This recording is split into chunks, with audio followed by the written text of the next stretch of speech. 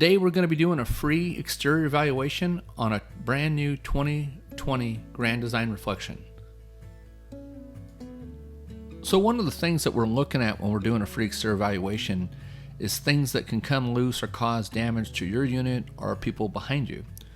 So in this picture, what we're noticing, and it's kind of been a common problem, we keep seeing it, not just with Grand Designs, but other manufacturers too, is these new LCI awnings. I don't know if they're just a little bit stronger, but we keep seeing the rails are pulling loose from the sides of the coach.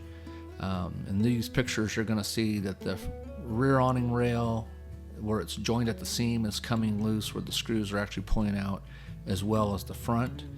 And then another issue that I keep coming across is the wiring, that's the red and black wire, that it's exposed. So as time goes and the sun hits it, of course, sun's going to bleach it, dry it out, and cause it to shrink and crack.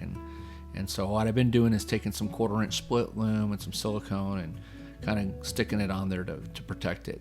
So if you're having this kind of problem with your awning, make sure that you're careful and not to use too long of a screw so you don't go through the inside of the wall.